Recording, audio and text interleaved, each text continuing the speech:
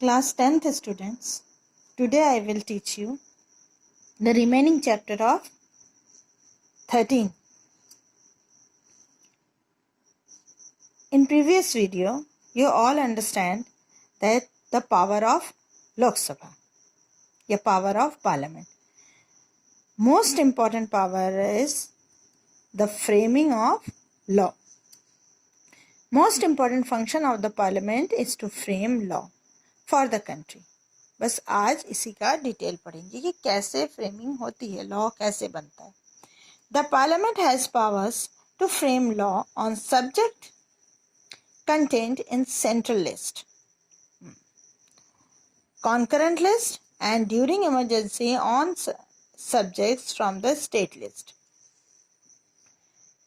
3 list होते हैं, work के सब्जेक्ट्स होते हैं जिस पर आपके पूरे कंट्री का जितने भी काम होते हैं उसको डिस्ट्रीब्यूट किया जाता है. सेंट्रल लिस्ट, कॉन्करेंट लिस्ट और स्टेट लिस्ट. तो जो लॉ बनते हैं वो इन्हीं वर्क पर बनते हैं कि ये काम देश के लिए करना है तो इस पर लॉ बनना जरूरी है. सारे लिस्ट पर ही पार्लियामेंट जो है वो लॉ बनाती है. इमरजेंसी के टाइम स्टेट लिस्ट भी शामिल होती है. Ordinary bills, money bills, 2 types of bills होते हैं. पहले लॉ नहीं बनता है, पहले वो किस रूप में होता है, बिल्स के रूप में. तो 2 टाइप के बिल्स होते हैं, ऑर्डिनरी बिल्स और money bills. Ordinary bills can be presented in any of houses but money bills can be presented only in the house of people with the permission of the president. ये आगे आपको बता चुके हैं, इसीलिए house of people का power ज्यादा होता है. The procedure of passing a bill, first reading और प्रेजेंटेशन ऑफ द बिल. किसी भी सब्जेक्ट पर जब बिल बनना होता है तो पहले उसकी फर्स्ट रीडिंग होती है. तैयारी करके आते हैं जो भी, कोई भी, एनी मेंबर, कोई भी मेंबर पार्लियामेंट का, कोई भी मेंबर, कोई भी एमपी प्रिपरेशन करके आता है कि हमें इस पर बिल चाहिए या लॉ चाहिए. तो वो सब्जेक्ट को डिटेलली तैयारी से आता है और एक रीडिंग करता है. Any member of the parliament after giving 1 month's notice can present a bill. 1 महीने पहले नोटिस देना पड़ता है. With prior permission of the chairman of council of states या speakers of the House of People. At the time of the first reading, only the caption of the bill is reading. Headlines पढ़े जाते हैं. Normally, no discussion take place at the time of first reading. That is, mere presentation of the bill is its first reading. Second reading होती है. Before the commencement of second reading, copies of the bill are distributed among the members. Second reading में क्या होता है कि अब जो bill आप पास कराना चाहते हैं उसका जो डिटेल है उसको कॉपी में कन्वर्ट करके सारे मेंबर्स को दिया जाता है कि वो घर में जाके रीडिंग करके उस पर प्रॉपरली तैयारी कर सकें कि उसमें कुछ गड़बड़ तो नहीं है. बनने के बाद उसके लूपहोल्स क्या हैं. At this stage every section of the bill is not discussed in details. Only the basic features of the bill are discussed. क्योंकि सबके पास तो written documents हैं तो ज़्यादा डिटेलली आपका डिस्कशन नहीं होता है. आप committee stage. Third, for deliberation the house is divided into a small committee. Members of committee study minutely every articles para of the bill. एक कमेटी बनाई जाती है. वो कमेटी बहुत डिटेलली उस बिल का निरीक्षण परीक्षण करती है. अब वो रिपोर्ट भी देगी, कमेटी बनी है तो रिपोर्ट भी देगी. Report stage.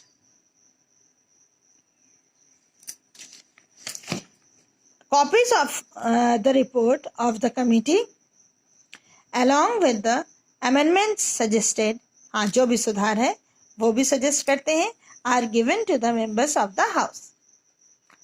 कमिटी बनी है तो वो रिपोर्ट प्रेजेंट करती है. वो उस रिपोर्ट में वह सुधार करके प्रेजेंट करती है कि ये प्रॉब्लम्स हो सकते हैं, ये प्रॉब्लम है। थर्ड रीडिंग, अब आया third reading. After the report stage, the stage of passing the bill is called the last stage or the third reading. At this stage, deliberations take place only on the main features of the bill and not on every section of the bill. अब third reading में main parts पढ़ दिए जाते हैं। Sending bill in the second house, अब ये एक house में हुआ, चाहे वो राज्यसभा में पेश किया गया हो तो लोकसभा में भेजा जाएगा, लोकसभा में दिया गया हो तो राज्यसभा में भेजा जाएगा। When a bill passed in one house is sent on another house to another house in a aforesaid manner, एक तरीका है। Assent of the president, अब लास्ट स्टेज है, वो है कि अब साइन कौन करेगा? President. When the bill is passed, both the houses of parliament, it is sent to the president for assent. After the assent of the president, the bill becomes the law and it's published in the government gazette. On ordinary bills, on the president may give assent or send it for reconsideration of both the houses. कभी कभी sign करके भी, बहुत simple law होता है या bill होता है तो प्रेसिडेंट साइन करके भी दोनों हाउसेस में भेज देते हैं। अभी लेटेस्ट कौन सा बिल पास हुआ है? अभी लेटेस्ट बिल हुआ है कृषि बिल, जिस पर बहुत अभी भी हंगामा हो रहा है। वो लॉ नहीं बना है, अभी भी बिल की स्थिति में ही है। If both the houses again pass the bill, the president has to give assent. Money bill, ये इम्पोर्टेंट है कि मनी, कंट्री को मनी चाहिए, किसी स्टेट को मनी चाहिए, कोई फ्लड हो गया, आपदा हो गई, कोई भी डिजास्टर हो गया, अचानक मनी चाहिए उस जगह को। अभी जैसे कोरोना वायरस चल रहा है, कोरोना वायरस में हर एक स्टेट सेंट्रल से कुछ ना कुछ डिमांड कर रहा है कि आपके, मुझे इतने करोड़ चाहिए, मुझे ये सुविधा चाहिए, मुझे वो सुविधा चाहिए, मैं नहीं कर पा रहा हूँ। तो ये सारे जो भी फैसले हैं वो कहाँ होते हैं? मनी बिल में। और मनी बिल केवल हाउस ऑफ पीपल को अधिकार है, और उसके बाद वो केवल फॉर्मेलिटी के लिए काउंसिल ऑफ स्टेट्स के पास भेज देते हैं, जो 14 डेज के अंदर उनको साइन करके भेजना होता है। Money bills are passed in a different manner. ये different है।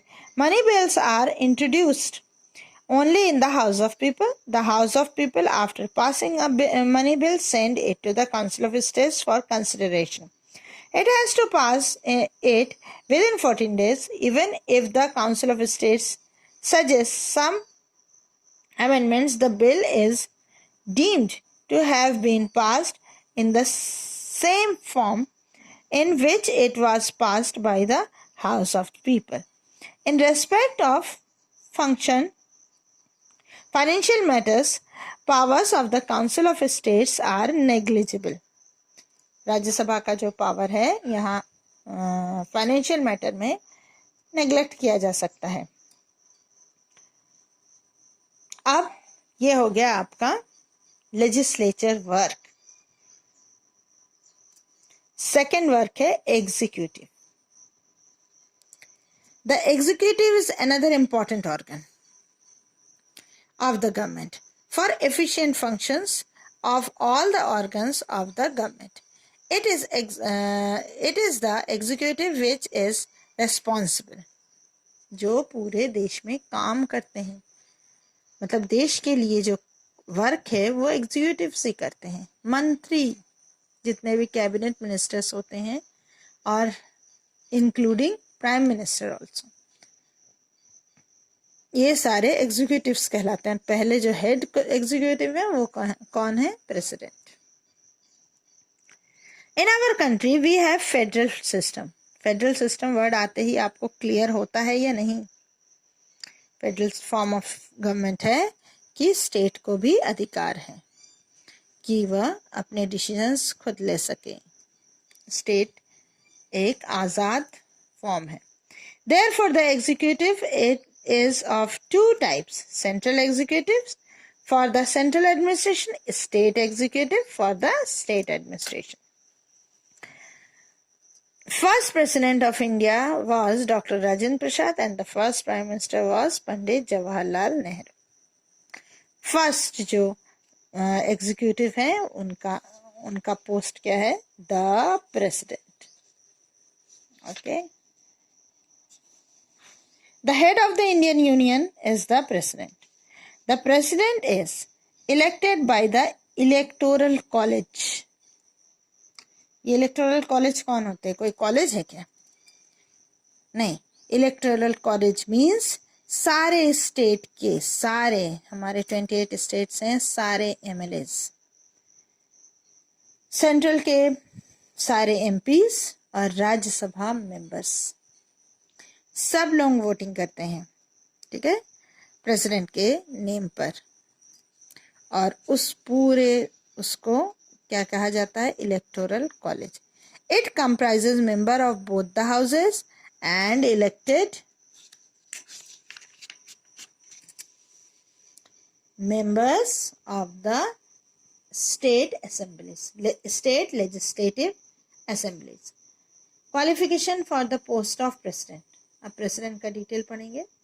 She should be citizen of India, should have attained 35 years of age, should have qualifications to become members of parliament, should not be on any office of profit in the union और any state.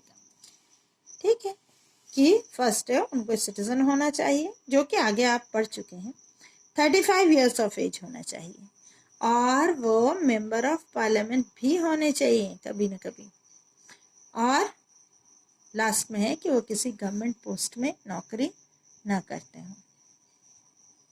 Power of the president. According to the constitution all the powers of the central executive vest in the president. She will use these powers or cause to be used by the subordinate staff. As per 42nd Amendment of the Constitution, it has been provided that the president shall functions only according to the advice of the cabinet and such advice shall be binding upon him. पहले बहुत आज़ादी थी, लेकिन 42nd amendment के बाद president को ये थोड़ा दिया गया कि आप पूछ कर ही कोई डिसीजन लेंगे कैबिनेट को। Powers of the president are two types: under ordinary conditions of the power during peace time, under extraordinary condition of और power during emergency. Emergency power आपके पेपर में मैक्सिमम टाइम आता है president का emergency power. ठीक है, पहले तो सिंपल ऑर्डिनरी पावर्स देख लें। Appointment of the prime minister and other ministers, ये डिटेल करने की ज़रूरत नहीं है। शपथ देखा होगा आपने कि वो प्रेसिडेंट ही दिलाते हैं, अदर मिनिस्टर्स का भी और प्राइम मिनिस्टर का भी। पहले तो प्राइम मिनिस्टर को जो पार्टी जैसी चुनकर नाम भेजती है, अगर प्रेसिडेंट को वो व्यक्ति पसंद नहीं है तो वो नो कर सकते हैं, मैक्सिमम टाइम ये ऐसी होता है। और फिर वही व्यक्ति प्राइम मिनिस्टर बनने के बाद वो अपने मिनिस्टर्स को चुनता है और उसके भी नेम प्रेसिडेंट के पास भेजता है, देन वो यस करते हैं तो शपथ ग्रहण समारोह वगैरह होता है। वर्क रिलेटिंग टू अपॉइंटमेंट्स, कहाँ कहाँ ये अपॉइंटमेंट करते हैं, ध्यान से सुनो। The president appoints governors of the states, ambassadors for foreign countries. Ambassador पता है, राजदूत कहते हैं। ये हमारे वर्ल्ड के सारे कंट्रीज, मैक्सिमम कंट्रीज में अपने अपने देश के एम्बेसडर भेजे जाते हैं। जिस कंट्री के साथ दोस्ती होती है, नहीं भी होती है तो भी, जैसे पाकिस्तान में भी हमारे एम्बेसडर्स हैं, ओके, वहाँ के भी लोग हमारे यहाँ हैं। फिर आपके किसी भी कंट्री में, तभी हम अगर किसी एक कंट्री में जब इंडियंस पर मुसीबत आती है या कुछ होता है तो वो सबसे पहले भाग के एम्बेसी जाते हैं, इंडियन एम्बेसी। वो मैक्सिमम कैपिटल में होता है, फिर भी थोड़ी मदद, काफ़ी मदद हो जाती है। Foreign country, attorney general of India. Attorney general means आपके इंडिया के सबसे बड़े चीफ जस्टिस हो सकते हैं, chief justice. Chairman and members of the union public service commission, ये एग्ज़ाम लेते हैं जो यूपीएससी के, उसके जो चेयरमैन हैं उनका भी अपॉइंटमेंट प्रेसिडेंट करते हैं।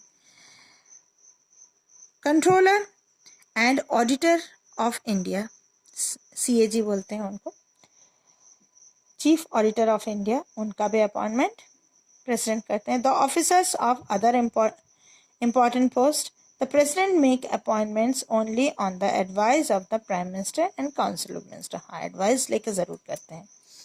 legislative powers, the president is an integral part of the parliament, सारे वर्क में प्रेसिडेंट का रोल होता है। has powers in respect of the legislatures to summon the parliament to hold a session, to adjourn it and to dissolve it, ये president के पास power होता है। To address combined session, ये भी कर सकते हैं वो। टू नॉमिनेट 12 मेंबर्स, ये आपको पता है कि ये किसके लिए करते हैं, काउंसिल ऑफ स्टेट्स के लिए, मतलब राज्यसभा में 12 ऐसे लोग जो इंडिया को फेम करते हैं किसी भी फील्ड से, उनको चुनकर राज्यसभा मेंबर्स बनाते हैं, कौन, president. To give assent to the bill passed by the parliament, उनके बिना साइन के कोई भी बिल पास नहीं होता पार्लियामेंट में। Financial powers, prior approval of the president on money bills is necessary before presentation in the house of people. Every year the president cause to be presented a statement of income and expenditure budget for the country. Finance के भी सारे bills president ही sign करते हैं और बाद में साल के आखिर में बजट पेश करते हैं। Judicial powers, the president appoints chief justice of supreme court, high court, so also other जजेस of the these courts, high court और सुप्रीम कोर्ट के सारे जजेस को प्रेसिडेंट ही अपॉइंट करते हैं। Powers with respect to armed forces, armed forces के हेड भी प्रेसिडेंट को ही माना जाता है। Political powers, the president entertain the heads of states, diplomats and other political delegates, हाँ अगर कोई बाहर से आता है या हेड्स ऑफ द स्टेट, हमारे चीफ मिनिस्टर्स जब जाते हैं उनको पार्टी देना, उनसे बात करना, ये सब भी वो करते हैं। कोई ट्रीटी हुआ एंड एग्रीमेंट हुआ तो भी वह प्रेसिडेंट के नाम पर ही होता है। आज इतना ही। Emergency power next video.